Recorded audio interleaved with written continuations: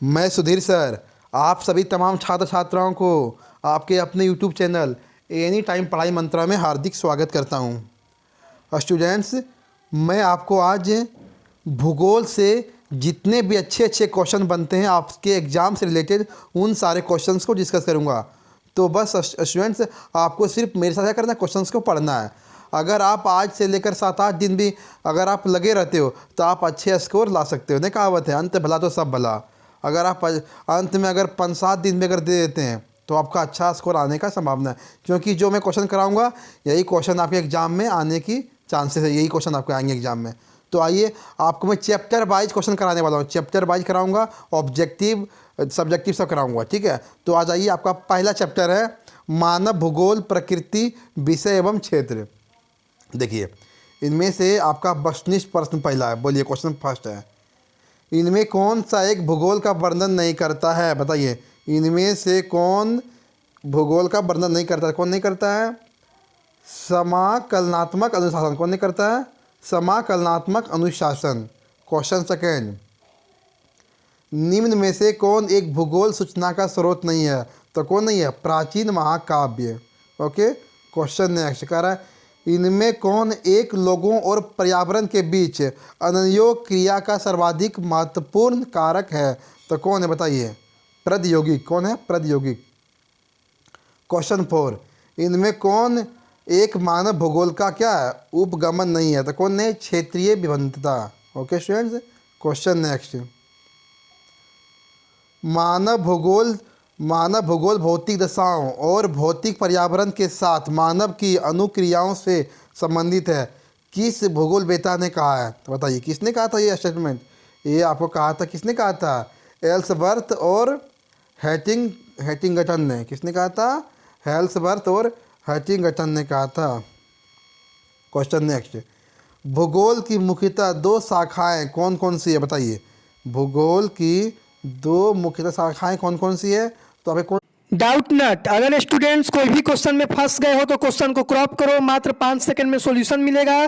चाहे वो question CBSE board का हो, बिहार बोर्ड का हो, क्लास 6 से 12, NEET IT JEE mains and advance का क्वेश्चन हो, फिजिक्स का क्वेश्चन हो, केमिस्ट्री का क्वेश्चन हो, मैथ का, बायोलॉजी का, कोई का भी क्वेश्चन अगर नहीं बन रहा है तो क्वेश्चन को क्रॉप करो, मात्र 5 सेकंड में सॉल्यूशन मिलेगा। क्लास 9 से 12 हिंदी इंग्लिश दोनों मीडियम में डेली लाइव क्लास चल रहा है डाउटनट पर।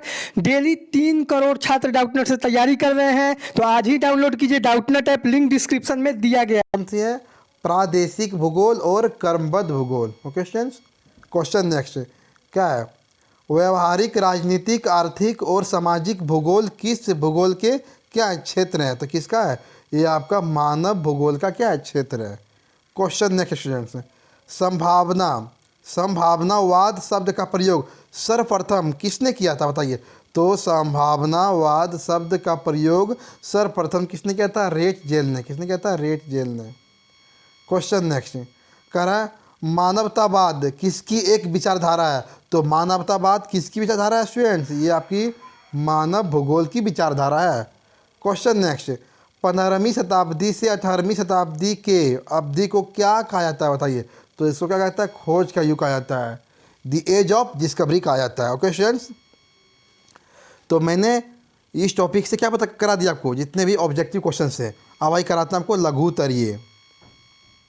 देखिए, इसमें आपका क्वेश्चन फर्स्ट है स्टूडेंट्स, डियर स्टूडेंट्स, पहला क्वेश्चन है, मानव भूगोल किस प्रकार अन्य सामाजिक विज्ञानों से क्या है? संबंधित है। तो देखिए, इसका आंसर क्या होगा? आपको एग्जाम में इसी तरह से लिखने हैं, ठीक है। अगर आप 2021 परीक्षा के लिए तैयारी कर रहे हैं तो सौरभ सर का गेस्ट आ गया है।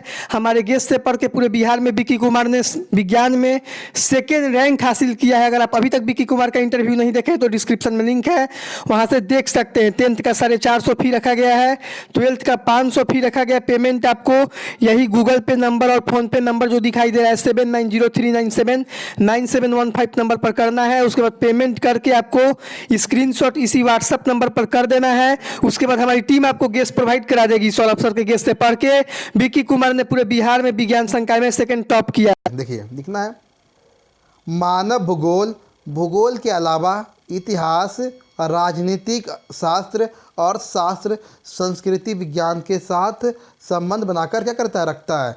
इतिहास से बीते हुए समय का अध्ययन करता है। राजनीतिक शास्त्र अपने सीमा क्षेत्र जानकारी क्या करते हैं, प्राप्त करता है, तथा अर्थशास्त्र से मानव के जीवन संबंधी आवश्यकताएं एवं विभिन्न प्रकार की संस्कृतियों के संबंध बनाकर अध्ययन करता है।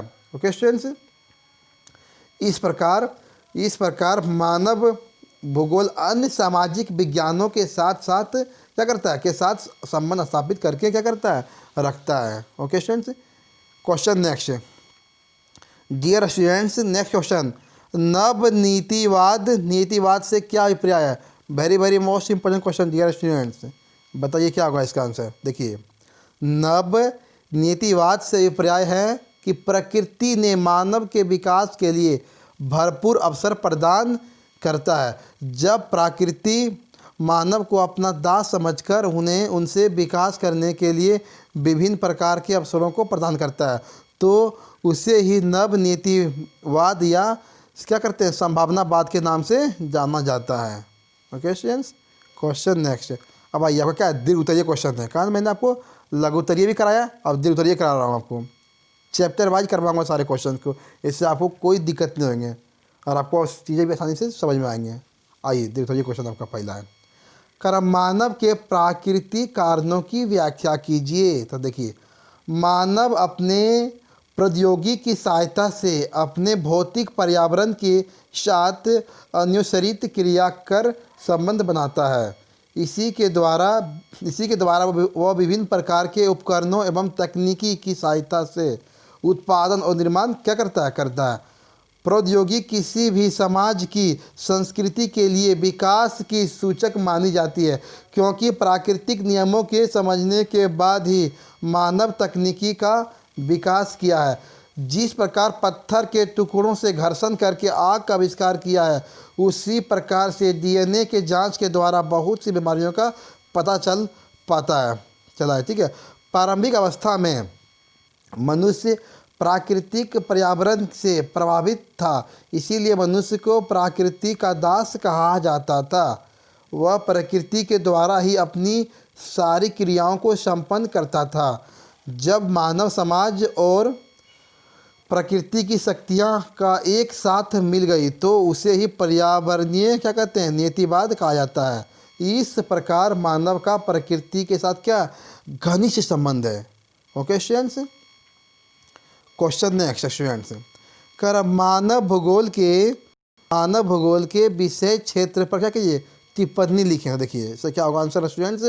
देखिए, जिस प्रकार अर्थशास्त्र का संबंध किससे है, मूल्य से है, उसी तरह देखिए भूगर्भ शास्त्र का संबंध पृथ्वी से है, उसी प्रकार से भूगोल का संबंध किससे है, केंद्र बिंदु स्थान से है। मानव भूगोल का क्षेत्र बहुत व्यापक है। यह भौगोलिक परिस्थितियां और मनुष्य के कार्यों के साथ संबंध का क्या करता है, वितरण, और प्रकृति ही भूगोल की विशेष सामग्री है। इसमें पर्वत, पठार, इस पर निवास करने वाले जीव जंतु, मानव बस्तियां एवं जनसंख्या का अध्ययन किया जाता है। इसके द्वारा आर्थिक समूह की भी क्या करते हैं, अध्ययन किया जाता है। ओके स्टूडेंट्स, तो आपका ये क्वेश्चन नंबर 2 था।